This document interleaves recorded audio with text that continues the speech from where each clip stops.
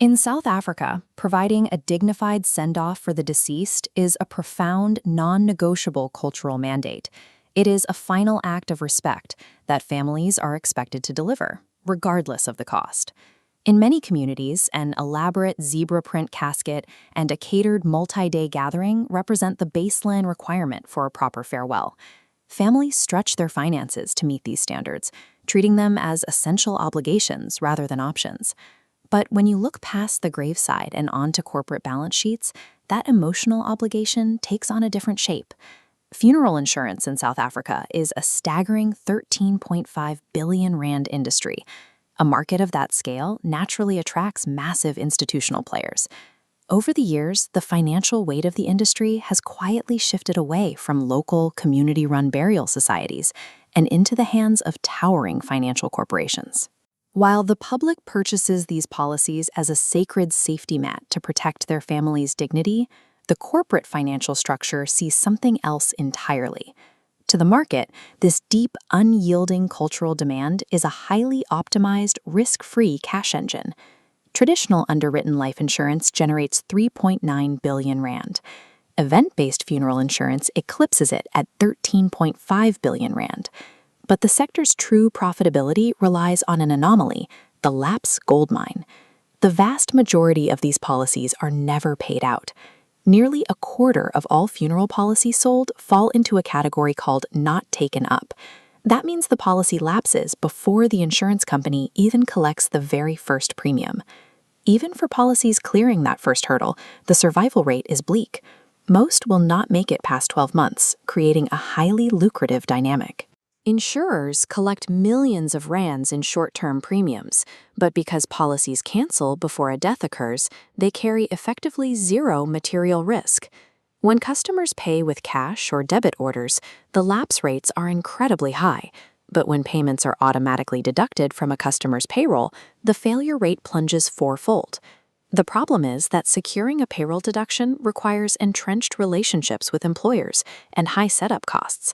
It is an operational barrier that keeps the most reliable payment method out of reach for much of the market. Without stable payment infrastructure, the astounding financial success of the South African funeral insurance sector is engineered largely through constant customer churn. The profits are built on designed failure. Meanwhile, the physical funeral parlors on the ground face a completely different set of pressures. As insurance giants optimize their risk, local operators are watching their core revenue streams dry up.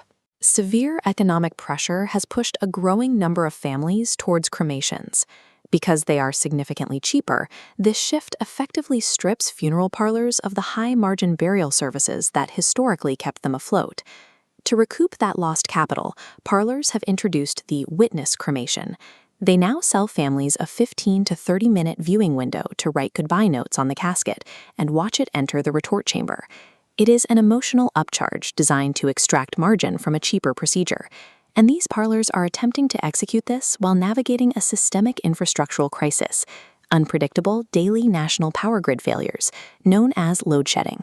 Rolling blackouts sever the digital ecosystems required to process premiums.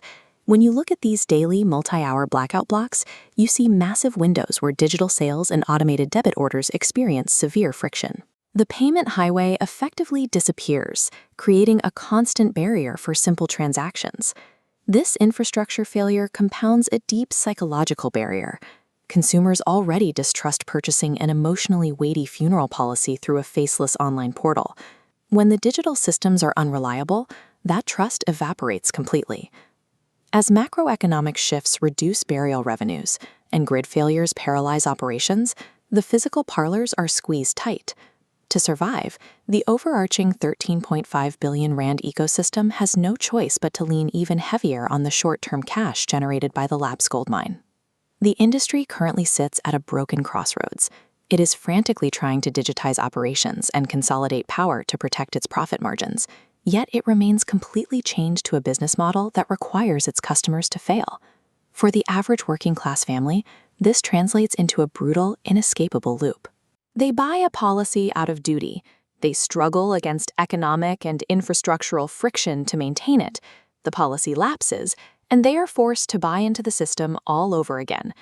The market relies on the buyer's terror of failing their cultural duty. In this 13.5 billion rand ecosystem, emotional vulnerability is the primary asset being traded. The modern business of death in South Africa has very little to do with serving the dead.